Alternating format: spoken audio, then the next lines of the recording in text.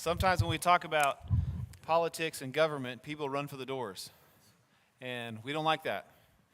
Hopefully, this has been encouraging to you as we've explored where we come from as a people, not just as Americans, but as a people of faith. It's a pretty common thing for us to strip away the faith heritage that we have and only know the national heritage that we come from. And I hope that our time together has been encouraging to you to know that you have been connected to people from the beginning that have tried to be faithful with influence with governments. Let me pray for us, and then we will jump right back into where we stopped last week. Father, thank you for tonight, and thank you for our heritage of faith. Thank you for those that have come before us who have been faithful. I ask that you would be present with us tonight, that you would give us wisdom and understanding, and that we would grow in our knowledge about who we are. It's in Jesus' name I pray. Amen. One housekeeping thing, the handout in the back, I've added a couple of pages to the back. So if you are missing that, you can go grab it if you'd like, or you can sit back and you can grab it on the way out the door. That's also fine too. Where we finished last week was we finished with the Reformations. Now the Reformations took place, everyone knows Martin Luther. He's probably the most famous reformer of the 16th century. But there was this series of reformations that took place over the next several years as Luther was doing battle with the church, as he was asking questions and things were unfolding. Several people in key leadership positions started to seize the opportunity to make political changes because the church was distracted. And one of those people was King Henry VIII in England. Now, King Henry, he was more of a looking for utility than anything else. He wanted to divorce his wife because she was not giving him a male heir. He apparently didn't know that sex is determined by the man's contribution. So we know that his wives weren't the problem.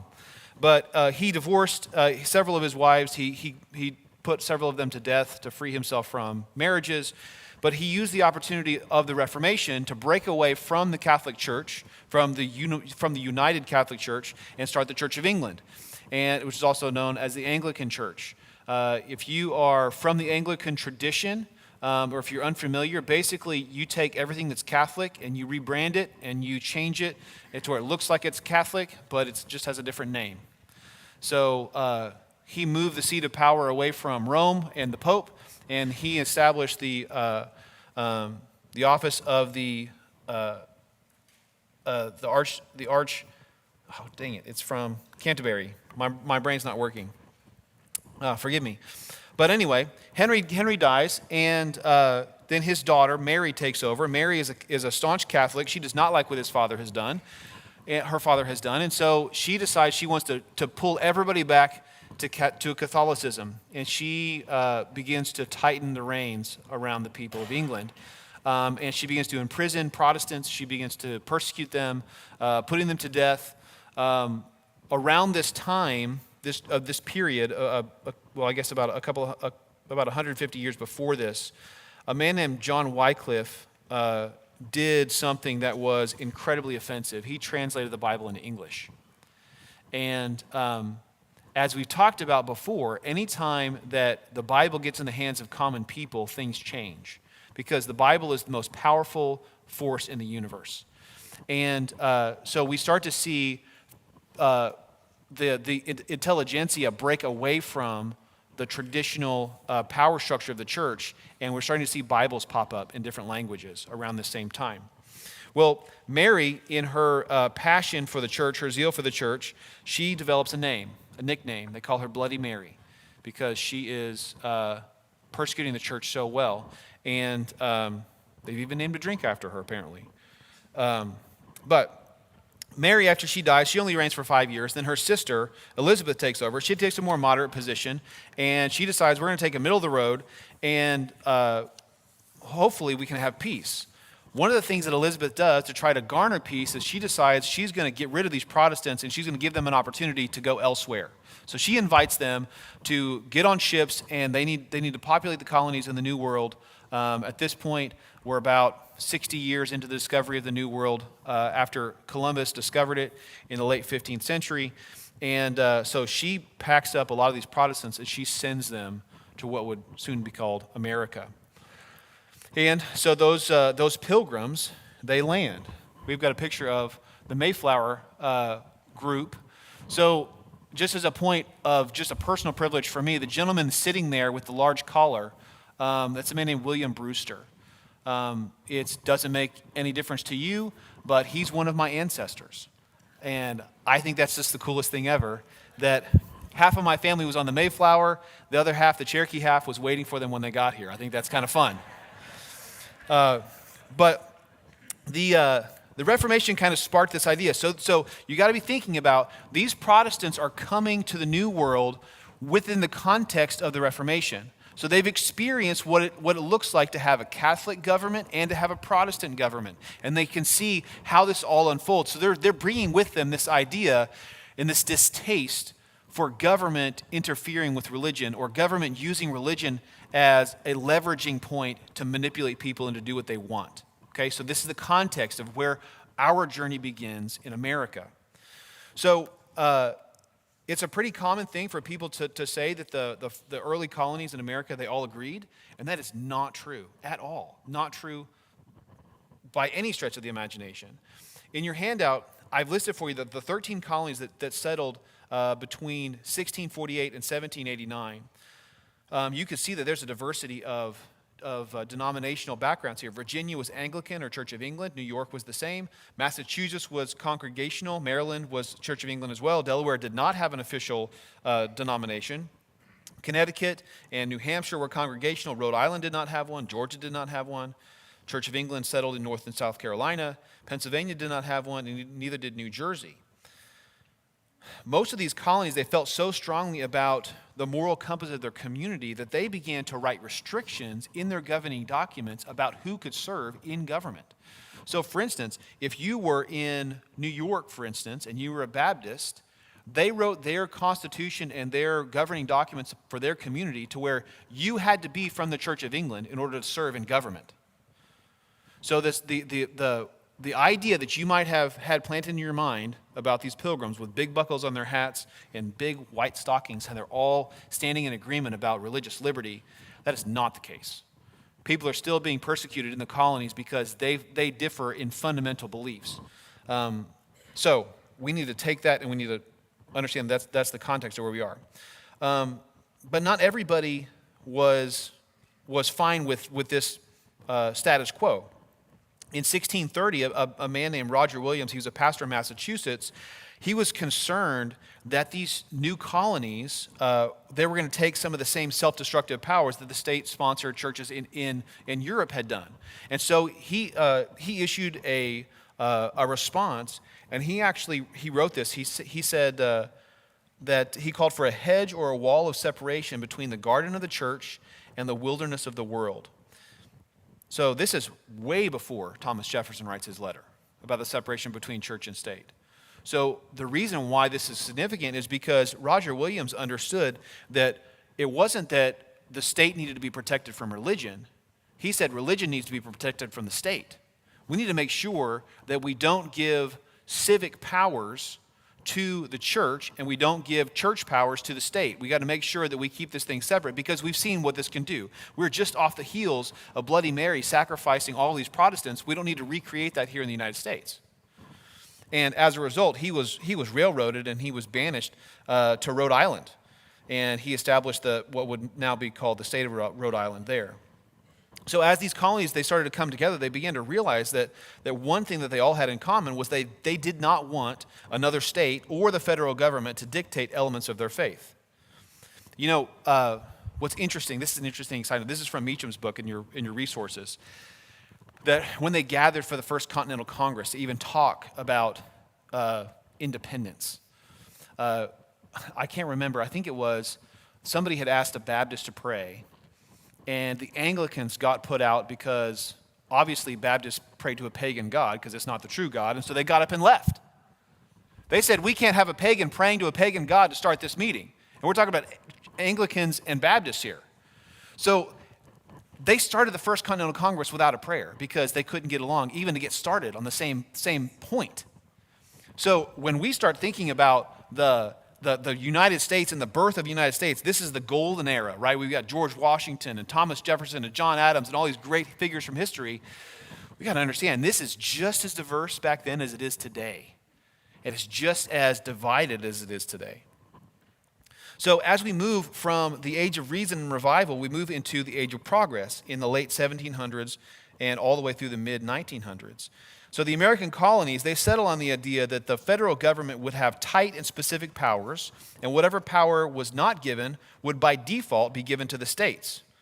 So Thomas Jefferson is a hero of American history, obviously, and him and his buddies, they knew that eventually the nation would become corrupt, that eventually the favor that they had after the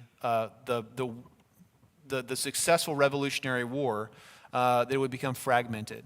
In fact, he said this, talking about the future. He said, "I doubt whether the people of this country would suffer an execution for heresy or a 3-year imprisonment for not comprehending the mysteries of the Trinity, but is the spirit of people an infallible, a permanent reliance? No, it's not. The spirit of the times may alter. It will alter. Our rulers will become corrupt, our people careless." And so his point was that time is now going to put to test this constitution that they've written, this organization of a nation. And they needed to write protections in the governing documents to make sure that the state did not envelop the church and start to use God as a political weapon. He continues and he says, "It can never be too often repeated that the time for fixing every essential right on a legal basis is when our rulers are honest and ourselves united." He said, we need to seize the day. The primary social fabric around this time within each state was a network of churches. So if you imagine every colony has its own denominational flavor, the churches were the backbone of every community. It's where people met for public meetings. It's where public discourse was taking place, trials were taking place, because it was the largest building in the community. In 1808, a man named Jacob Henry was elected to the state house in North Carolina, but his colleagues refused to seat him because he was Jewish. So what we start to see in the latter part of the 18th century into the early 19th century is we start to see other faiths start to incorporate themselves into the culture of the United States. So we don't just have all of these divisions between Protestant denominations and Catholics. We start to see other faiths be introduced into this conversation as well. So we start to see the history of the Jews. The Islam begins to grow in the United States. We start to see other faiths start to grow in the United States. And so the flavor of this sentiment that the government should be separate from church life or from religious institutions grows more and more poignant. So eventually, Henry is allowed to be seated in the state legislature in North Carolina, but it took time. In fact, it wasn't until 1840 that 24 of the 26 states afforded equality to Jews to serve in elected office. So we're talking about, well, America became a country in 1776, and then eventually it took 13 years for them to come up with a document that every colony would sign as the Constitution. But now we're decades later, and we're still having conversations about people being persecuted because of their faith. Not necessarily because of their Christian faith, but because of their religion. So this is an ongoing conversation. After the Revolutionary War, there's this cycle. If you take the church history class for the Institute, you'll start to see these waves, especially in American culture. So anytime that we've experienced massive a war in the continental United States, it's always followed by an economic depression, and because the infrastructure is destroyed. So this is true for the Revolutionary War, the War of 1812, and also in the Civil War. And here's what happens in both cases, for the Revolution and for the Civil War. So the economy is destroyed because the war destroys infrastructure. And as a result, people obviously experience trauma through the chaos of war. Well, the only way that you can deal with trauma if you're not investing yourself in your faith is you medicate it. And so what happens is we start to see alcoholism begin to rise at the end of the 18th century, early 19th century. So between this Revolutionary War and the Civil War, we see these divisions start to brew. They start to bubble and they get hot. And then people begin to medicate themselves and it becomes more and more hot. And the thing that goes unresolved is this issue of slavery. So in the South, the economy is predominantly driven by free labor from the slaves. The North is more industrial, and so they see what's happening in the South, and you start to see this divide happening within the United States. Well, after the Revolutionary War, because of this debauchery that's going on, we start to see men become alcoholics. They try to pay their bills by gambling. Then the gambling turns into debts. The debts turn into indentured servitude. We start to see wives and mothers lose their ability to be able to feed their children and have to resort to things like prostitution to take care of their families, which leads to more unwed pregnancies and more debauchery and more trauma. And so we start to see in the aftermath of the Revolutionary War, it wasn't all just drums and fifes and freedom. We start to see a massive moral shift in the United States. So this led to the Second Great Awakening in the late part, in the 1790s. And this moral movement that happened was fueled by a resentment towards this degrading lifestyle. These newly converted individuals in the church, they began an effort to try to use federal power to try to tamp down on all of this debauchery. They said if we could just use the government to keep these deadbeats off of the street, make sure that they're taking care of their families, we start to see Christians trying to use the government to leverage moral power. Eventually, it leads to a fever pitch, and the city and the nation breaks out in war. And this doesn't go unresolved until the end of the Civil War. Now, the reason why this is important is that after the Civil War and the aftermath, all the destruction, we start to see a couple things happen. One thing is that those who are on the winning side, they start to believe, well, you know, the government can really be used for some really good things. We just abolished slavery. So, you know what? We should do more things. We should use the government to do more stuff because, you know, hey, the moral majority is present, so we're running the table now, so might as well make this happen. And the challenge is that in the generation that followed the Civil War, they began to see the same things start happening. We start to see men who have lost loved ones in battle or seen their family farms that are hundreds of years old be burned to the ground. We start to see them medicate themselves because of the trauma of the Civil War. And as a result, the country goes into decline again. It almost goes under. We see an American president be assassinated. We start to see other things begin to become more tumultuous. And it primes the table for things to happen in other places. Now, while this is happening in America, European theologians are doing something else. So there are three things that happened in the 17th and the 18th century that shifted public perception about religion. The first one was, I'll get to him in just a second. I've begun to get to know these personalities in history, and I've become very opinionated about some of them. It's probably an occupational hazard of being discipled by Pastor Michael. But in essence, in the 17th and 18th centuries, you have what's called the Enlightenment. You start to see breakthroughs in science. You start to see this idea introduced that that human beings are the epitome of the natural order.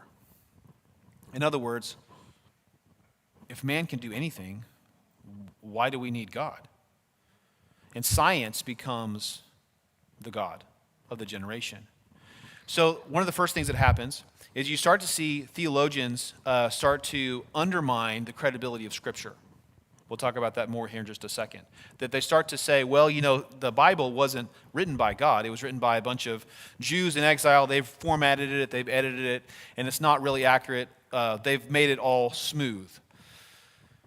Then you have other philosophers like René Descartes and others who start to teach that all that you need to do is just get an education, and that's basically all you need. Achieve your best life, basically.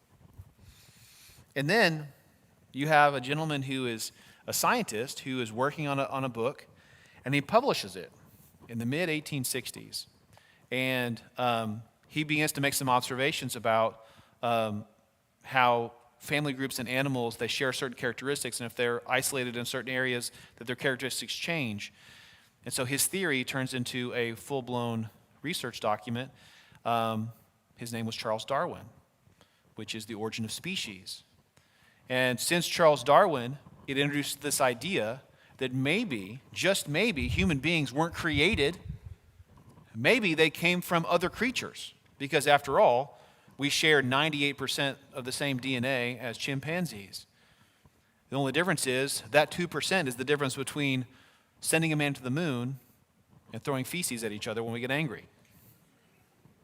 But I digress.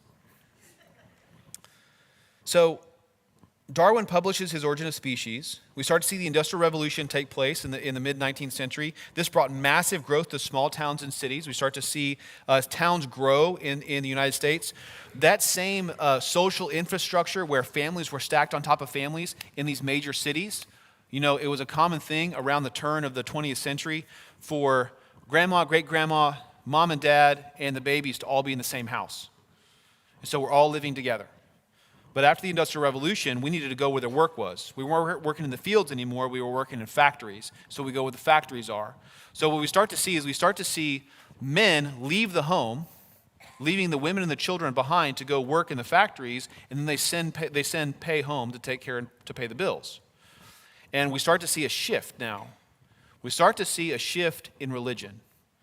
What happens is that the church, basically, think about it this way. You have an old pastor who's in charge of a congregation. All the men are gone. So I have just a bunch of women and children walking around. Well, this pastor needs to preach the word, but there's no men in the audience. And so I have a house full of women. I've got 2 daughters and a wife. And so I understand that I can't speak to my daughters the way that I speak to my buddies, right? Men are different than women. Anybody knows this, right? And so the pastors begin to change the way that they present the gospel, the way that they present Scripture. They begin to soften their words.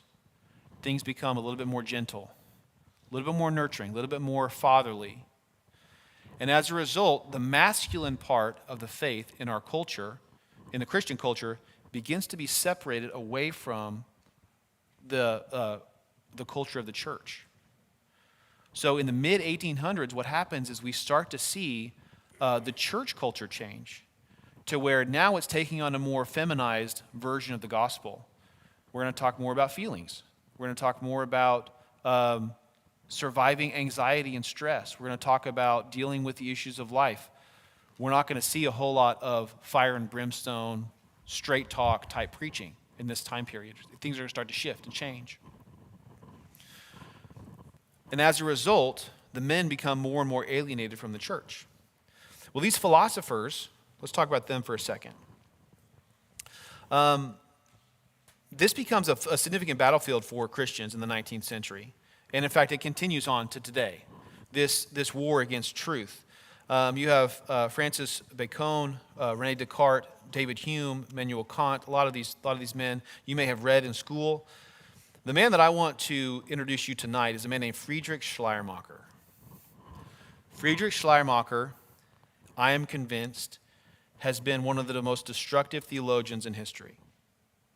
He was a German theologian. He taught in seminaries in Germany. He looked around and he saw the Lutheran churches around him, and he noticed, he's like, church is really dry, like boring dry, like really, really bad dry. Like everybody's dead, basically, walking around, bunch of zombies. And so Friedrich decides, you know what we need to experience God. One of the things that you'll see in church history is that this is a pretty common thing, that once the church kind of gets into a rhythm in their discipleship and things are not as charismatic as they once were. At least that's the perception. Somebody comes along and they read the book of Acts in chapter 2 and they see Peter preaching at Pentecost and like, well, people should be, man, the Spirit should be moving and there should be all this stuff happening. It should be action and all the stuff. And they separate that from the generation that event happened in. They say this should be happening now. So there's this renewed desire for there to be things to be more animated. So Schleiermacher comes up with this idea. And he says, really everything that you can learn about God, you can learn by experience. Everything is driven by experience. Yeah, the Bible's great. The Bible's good and all, but really it boils down to experience. So what happens is experience becomes the thing that drives religion. At this time, a lot of the mainline denominations are still sending their pastors to Europe to be educated in seminaries because there wasn't a whole lot of seminaries in America. And as a result, we start to see more of a animated type of worship start to develop within the Christian culture around the world, primarily in America.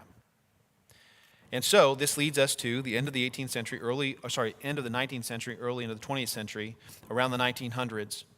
And in the wake of the Civil War, Christians in America begin to realize, we can use the government as a weapon. Here's something that I've realized, is that we talked about last week that government's purpose is to restrict liberty, right? You abuse your liberty, we're going to take it from you. As the community, we're going to say, we're going to take that from you because you haven't been a good steward of it. So the role of government is to constrain sinfulness, right? I've realized that in all my experience in politics, that controlling who swings the stick is not important. The most important thing is keeping the stick as small as possible, right? So during the progressive movement, the government becomes a weapon, again. And so the reconstruction of the United States happens through the lens of the federal government. And it was built on this philosophy that men were inherently good and that they weren't sinful and that, mankind can conquer anything. And if we just have the right parameters, if we can just control everything that's out there, all the external stimuli, then man will be good. We see this even today in our generation, right? It's not me, I'm not the problem. I'm innately good, right? But God's word says that my heart is desperately wicked and sick. That's contrary to what my culture says. Well, with that comes a lot of legislative movement. So between 1860 and 1935, there is this massive swath of legislation that's passed. So we have, 7 amendments to the Constitution. Now, if you remember 7th grade civics, it takes a lot to change the United States Constitution. So we're talking about massive changes. So we give citizenship by birth. That is obviously good. The Voter Rights Act of 1870. We have the income tax. We have the removal of state legislature oversight over U.S. senators. We'll talk about that when we get to civics. Prohibition against alcohol. That lasted a little while. Total dumpster fire. The Voter Rights Act of 1920, and then they repealed prohibition in 1933. There's another man that you know his name, you probably don't know much about him, the President of the United States named Woodrow Wilson. Now, in my undergraduate work, he's the godfather of the discipline that I studied in college. And when he was about my age, in 1886 or 1887, he introduced this. The reason why I bring him up is he was the president during a lot of these constitutional amendments. He was the only president that we've ever had that had a doctorate in political science. Very brilliant person. Don't like his politics at all, personally. That's just a personal note. But he introduced this idea. I'll read his quote here in just a second. So he writes this paper for Political Science Quarterly in 1887, and he makes the argument. He's in England at the time. And he says, these monarchies in Europe, even though they don't have the same type of government that we have, we can still learn a lot about government if we just study them. And then he introduces this idea. It's amazing to me how often I've seen this, because especially in today's, because Woodrow Wilson is the father of the progressive movement in America. He said, in order to institute some kind of change, you have to convince the people to want some kind of change. And the way that you do that is you create an event. Once the event is created, then you expose the people to the information that you want them to be exposed to, and then you provide the solution. And what the first generation accepts tacitly, the second generation accepts because their parents did, and the third generation accepts it because they think it's always been. So there's some things in American culture that are relatively new, that are about 100 years old. Things like the personal income tax, Social Security, Medicare, Medicaid, the Veterans Affairs, food stamps. All of these things are part of American life, but 100 years ago they didn't exist. Wilson wrote this. He says, "Whoever would effect a change in a modern constitutional government must first educate his fellow citizens to want some kind of change. That done, he must persuade them to want the particular change that he wants. He must first make public opinion willing to listen, and then see to it that it listen to the right things. He must stir it up to search for an opinion, and then manage to put the right opinion in its way. The first step is not less difficult than the second. With opinions, possession is more than 9 points of the law. It is next to impossible to dislodge them. Institutions which one generation regards as only a makeshift approximation of the realization of a principle, the next generation honors as the nearest possible approximation of that principle, and the next worships it as the principle itself. It takes scarcely 3 generations for the apotheosis. The grandson accepts what his grandfathers hesitatingly experiment as an integral part of the fixed constitution of nature." Wilson introduces this idea that you can use government to implement your own moral strategy. And, recently, I say recently, this is probably 10 years ago, 15 years ago maybe, one of our presidents, he made a comment one time at a press conference that you never let an emergency go to waste. And later on, his chief of staff went to serve as a mayor in a prominent city, and he said the same thing. We just went through not to get too political here, but we just went through a massive pandemic. I don't know if you were there for that. Do you remember what happened, how that unfolded? We have an emergency. Then we have a control of messaging. That control of messaging turns into a policy position. The policy position then turns into, we should do this thing because it's for the kids or whatever. And then people begin to, this is what we should be doing. Absolutely. Now, fortunately, Americans haven't totally lost their minds, and we still are a little skeptical of the government. But this plays out even today. So, as all of this debate is happening, we start to get into the middle part of the 20th century. Now, part of the big debates was around evolution. Now, in evolution, there was a man who was a science teacher, and he decided he was going to try to challenge the institution or the theory of evolution. And so he began to teach it, knowing that a legal challenge was coming. And everything kind of reached a fever pitch. This is what's known as the Scopes monkey trial.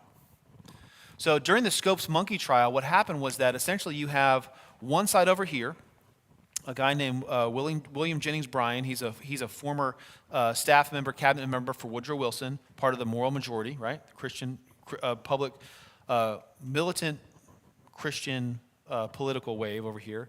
And then we have another seasoned attorney who is still in the prime of his life. So William Jennings Bryan he's at 1 foot in the grave. He's an old man. He definitely is not as sharp as he used to be, and he thinks this is just going to be a regular old, court case. But what makes it different is that it's broadcast on the radio. And so as the arguments take place, as the story unfolds and arguments become apparent, William Jennings Bryan is just, even though he wins the legal case, the trial is such a sham. It's such an embarrassing moment. The Christians are sitting there just thinking, oh my goodness, this is so bad, this is so bad, this is so bad. This is our guy, really? Really? Can he not just shut his mouth? Does that sound familiar?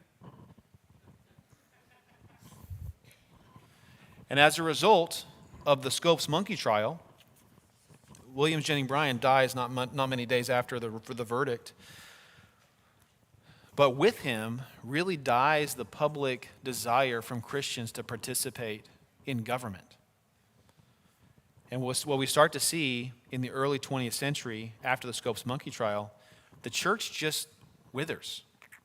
and it closes its doors, and it says, you know what, we're just going to do church, and we're not going to mess with public discourse anymore. We're just going to let this, you guys do what you want.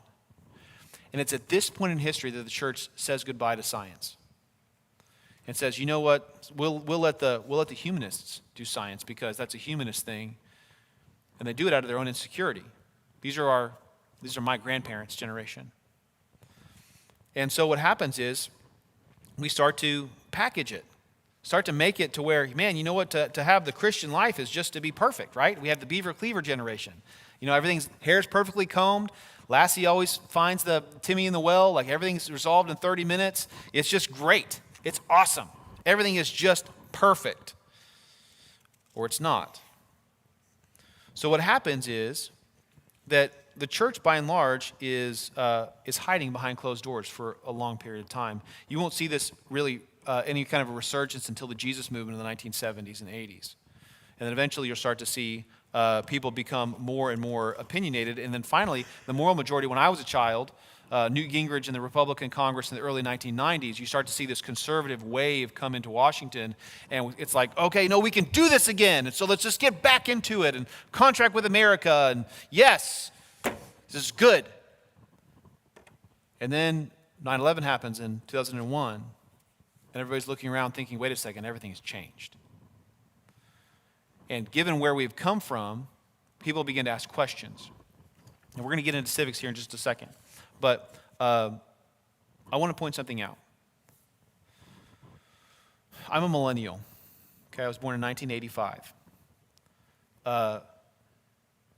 My parents' generation, let's start with my grandparents. My grandparents' generation, the greatest generation who fought in World War II, my grandparents experienced the Dust Bowl, they experienced the Great Depression, they experienced all these terrible things, and they defeated Nazism. And they defended the world, and they gave the world back the power over their own nations after World War II, and it was incredible. And my personal belief, my opinion, is that after seeing all of those terrible things, they didn't want their children to have to go through the same thing. And so they built their lives. Guys got home, they got an education through the GI Bill, and they began to start their families. And for the first time, we had a middle class. And they began to raise their families in communities with white picket fences and golden retrievers and a Chevrolet in every driveway. And it was perfect. Only their kids grew up in the 1960s and 70s questioning authority because they'd never really experienced anything hard. Because they'd been protected by their parents. Again, this is my opinion. But as a result, we see an abandoning of morality. With the sexual revolution, we start to see promiscuity. We start to see the fabric of the United States begin to deteriorate. And then that generation then said, well, you know, we shouldn't be living this way. And so they give their life to God, and they do their best, but they try to recreate what their parents did and try to make everything perfect. And then my generation comes along in the 80s and 90s, and we realize that there's a disconnect between who mom and dad are at church and who mom and dad are at home or at work. And so what we start to see, starting with the millennials, is a skepticism of faith. In your handout, there's some statistics here. The cultural shifts of the 20th century. These are people that profess to be Christians. These numbers are a couple years old now, but they're still fairly accurate. 63% of the population of the United States claim to be Christian as their faith across all demographics. 54% of those people, they attend church services only a few times a year. The percentages of each generation that claim to be Christian, the greatest generation, 84%. The baby boomers, 76%. Gen X, those are my older siblings, 1965 to 1980, 67%. And millennials, something that's really important about millennials is that this is the first time in United States history that less than half of the United States population are professing any kind of religion in Christ at all. And of those millennials, 64% don't attend church regularly. So, a lot of sobering things. The challenge is that given where we come from, we have to, in order for us to be able to navigate the political world, we've got to understand our pedigree, what our background is, where we come from, right? So let's talk about how the United States is actually put together. We're not going to be able to get through all of this, but we're going to do our best. This is going to be rudimentary for some of you. It's going to be review, but hopefully it will be enlightening, because something that I realize is that if you haven't been in government class in a while, some things are a little rusty. The preamble of the Constitution says this. It says, "We, the people of the United States, in order to form a more perfect union, establish justice, ensure domestic tranquility, provide for the common defense, promote the general welfare, and secure the blessings of liberty to ourselves and our posterity, do ordain and establish this Constitution for the United States of America." Contrary to popular belief, we do not have 3 co-equal branches of government. And I'll explain that here in just a second. We have actually 1 dominant branch of government, and then we have 2 subservient branches of government. Let me explain. Let's start with the House and the Senate. The legislative power, these are the people who write the laws. Okay, so we have the Constitution, that's the basic framework. This is how the mechanical offices are going to function. And then within the Constitution, we have certain offices that do specific jobs. The legislature, these are the men and women who actually write the specifics about how we're going to live our lives. The Constitution says this about Congress. It says, "All legislative powers herein granted shall be vested in a Congress of the United States, which shall consist of a Senate and a House of Representatives." This is in Article 1, Section 1. So there's a few key differences about the House and the Senate. I'm going to move pretty quickly through this because we just need to. The House is made up of 435 voting members and 6 non-voting members. People don't realize that there are non-voting members of Congress that are representative of other people groups that are not from the states. They are limited to 2-year terms. Minimum age is 25. They initiate the budget and the appropriations and spending. In other words, the House is the ones that say, okay, this is what our budget is going to be. It has to start in the House. So if the federal government spends any money, the House of Representatives has to say yes first. Okay, it's one of their main functions. The reason, so when I say that we have 1 dominant branch of the government and 2 subservient branches, the reason why I say that is because the legislature can change anything that they want if they want to. They can change the presidency, they can change the Supreme Court, they can change any law, they can change the Constitution, whatever. The legislature can do whatever they want if they're organized enough. Okay, so this idea of 3 co-equal branches is not true. First, the House, they're intended to be the voice of the people. The reason why there's 2-year terms is so that the turnover would be quick and they would reflect the political waves or the political winds of the nation. So guys are elected every 2 years. Essentially, you're always in a re-election. Basically, you have to have your finger on the pulse of what's happening to be in the U.S. Congress, in the House of Representatives. Membership, as far as the size of the delegation by state is determined by population. For every 700, I believe it's for every 700,000 citizens in a state, you get 1 member of Congress. Oklahoma has 5 members of Congress because we have about 3.4 million people now, something like that. There are some states that there is less population than 700,000. So Montana, for instance, they have 1 member of Congress. So their 1 member of Congress has more sway in Washington than their 2 senators. So the House of Representatives is meant to be a representative of the population. Okay. So there's primary offices within the legislature. This is leadership. So leadership is, the major offices are the Speaker. Most people know the Speaker of the House. The Speaker pro tempore, which is essentially like the assistant Speaker when the Speaker's not there. The Speaker pro will be in charge. The Majority Whip, the Minority Whip, the Caucus Whips. Essentially, so you break Congress up. You have 435 members. They all are going to have an allegiance, for political reasons, to a political party. You don't have to be in a political party to serve in Congress, but they do that because it's more efficient politically to be organized together. So there's 2 words that are used interchangeably, a caucus and a conference. They're the same thing. Okay, you have the Republican conference or caucus, and you have the Democrat conference or caucus, and then you have a little bit of independents in the middle that say, we're not going to do what you say no matter what, right? So that's my independent voice. So within each conference, you have leadership. So people organize themselves. They pay political favors. For instance, you could be a member of Congress from a very wealthy district, which means you have access to donors and funding for campaigns. In campaigns, we'll talk about this next week, that dollars are the same as bullets in warfare. The more dollars that I have, the more bullets I have for the fight, okay? Just because I have more bullets than the other guy doesn't mean I'm going to use them efficiently or I'm going to win. It just gives me a better chance, okay? So you might be from a wealthy district, which means that you can help connect other members of Congress to your donors who can donate to them. So what you can do is you can organize and help your buddies who are in Congress raise money. And by doing that, it strengthens the conference. So what happens is these influential members of Congress, they rise to the top, and they end up being the ones who make decisions. So the speaker, for instance, the speaker they're the one at the top, they're elected. So say, for instance, the Republicans are in charge right now. So the majority is 218 votes. So if we've got 218 votes, then if we hold those guys together, we can do what we need to do. So the Republicans get together, and they say, okay, well, you know what? We really like Joe Schmo over here. He's a great guy. We're going to make him speaker. So they vote as a block within each other to see who's going to be their leader. Once they've decided who that leader is going to be, then all of the House comes together, Republicans, Democrats, Independents, and they vote. Well, since they have the majority, if they all hold together, that guy becomes the speaker. We just went through this a couple of months ago when the new speaker was elected, right? There was we don't have the votes.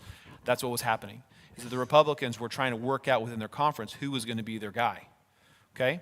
And underneath the speaker, you have whips. The whips are basically guys who just go through and they keep, it's a way of breaking up the conference to where it's manageable.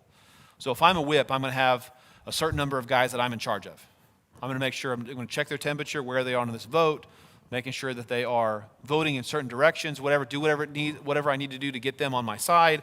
That's what the whip does. Within Congress, there's committees. So the committees essentially are divided by specialty or subject. So you have the Appropriations Committee that does all of the financial appropriations. You have the Veterans Affairs Committee, which handles all Veterans Affairs. You have the Space and Science Committee that does all space, NASA, all that stuff. So they're all broken up by specialty. So when the speaker comes into power, he's going to try to place people in those committees who have that skill set. So I'm going to put the agriculture guys on the ag committee. I'm going to put the science guys on the science committee. I'm going to put the veterans on the veterans committee, those kinds of things, because they can speak to those issues. And also, it helps us be more efficient as a Congress, right? So in Oklahoma, we have some key industries that drive our state. The number one industry, I believe, right now is aerospace. People don't realize that Oklahoma produces more drones than any other state in the country. A lot of drones come out of Oklahoma. We have the largest commercial repair aeronautics base in America, or in the world, at American Airlines in Tulsa. We also have the largest military maintenance base in the world at Tinker down in Oklahoma City. So we have a massive aerospace presence. So our members of Congress are really into aerospace. Same thing with Veterans Affairs. At one point, 10% of the population of Oklahoma were veterans or connected to veterans. That means that veterans issues are a massive deal to us. Okay, so what's going to happen is whoever the members of Congress are for your state, you're going to want them in those committees to be able to help contribute to those conversations. So we don't have time to talk about the legislative process much tonight, but essentially the committee structure, the committees in Congress, they're the ones who make the preliminary decisions about whether or not bills can survive. When we get to the activism piece next week, I'll talk about some of those strategies there. But there are some non-voting members of Congress that most people don't realize. The American Samoa, District of Columbia, U.S. Virgin Islands, Guam, Northern Mariana Islands, Puerto Rico, the Cherokee Nation, and the Choctaw Nation. They actually have, by law, by treaty, non-voting members of Congress. A couple of years ago, the Cherokee Nation started to move forward with this and try to seat their delegates. I've lost track I haven't paid attention to it in a while. I don't know if they've done that yet or not. But they have the authority to be able to position someone in Congress, at least to be a part of the process. They don't have a vote, but they can be part of the process. The Oklahoma members of Congress are Kevin Hern. Kevin's a good man. I know him. Mark Wayne is no longer in office. Josh Burkeen is in District 2. That's the eastern side of Oklahoma. Frank Lucas is in the Big Three. This is a massive district in northwestern Oklahoma. Tom Cole is in southwest Oklahoma, and the Stephanie Bice is the member of Congress in Oklahoma City. On the Senate, it's really similar. So if you think about the House is meant to be what's called the voice of the people. It's supposed to reflect the political tides that are happening, the public discourse that's happening. The Senate is meant to go a lot slower. So they don't have 2-year terms, they have 6-year terms. And every 2 years, a third of the Senate is up for re-election. So that means that you got a 2-year election cycle, then you're in office for 4 years, you don't have to worry about it. You can just govern. Do what you need to do. It's designed that way on purpose. The minimum age is 35. They're intended to be the mind of the people, which is why it takes longer for them to be up for re-election. The idea is we don't want our senators to be nervous about political tides. We want them to just do their job and kind of be a voice of reason when the guys in the House are freaking out about stuff. 2 senators per state, that's prescribed in the Constitution. The leadership, instead of a speaker, they have a president, which is technically the vice president of the United States. And they have the president pro tempore, which is the majority leader, and same type of leadership structure. They're the ones who they try impeachment. So, for instance, we've seen this a lot recently. It was not that common until our generation. But say the House of Representatives says, we've got a problem with this elected official in the executive branch. They can say there is reasonable evidence that this person has done something wrong. We think they should go to trial. So the House of Representatives, being the voice of the people, says, hey, you need to look at this person. So they pass articles of impeachment. Once articles of impeachment have been passed, then that goes to the Senate. I remember this as a kid watching Bill Clinton being tried by the Senate for the things that he did. Okay? So the Senate, they oversee that trial. The Chief Justice of the Supreme Court, they're the one that rules, presides over all the proceedings, and then the Senate will vote up or down. The challenge is it takes 2/3 vote to remove a president. The only time that we've actually gotten close to that is with Richard Nixon, and he resigned before that could even happen. So this is in place so that the legislature, again, has a check on the executive. They can remove people that are abusing their power. Our 2 Oklahoma senators are James Lankford and Mark Wayne Mullen. James Lankford is the senior senator. Here's how you can think about that. The senior senator is the one who's been in office the longest. The junior senator is the one who's been there the least amount of time. One of the things that is important for you to know about the Senate is that up until you remember we saw this legislative boom in the early 20th century, in the early 1900s, right? One of the things that the progressive movement gave us was when the founders created the government, they said, you know what, we want to essentially entangle the federal government in state business. So that means that we want the federal government to do what the states want, not the other way around. So one of the ways that they did that is in the original Constitution, they said that the senators would not be elected by popular vote. They would be elected by the legislature within the state. So that means that according to the old rules, your state representative, the guy that you go to church with or you drop your kids off in the same school that he drops his kids off, or your state senator, they would be the one that decided who our United States senator would be. In essence, what it created was if our state legislator who serves in Oklahoma City called our U.S. senator and said, hey, we've got an issue with this, they would pick up the phone. But the challenge is that if you can dilute that away from a centralized, organized, and educated accountability structure, the senators can do whatever they want.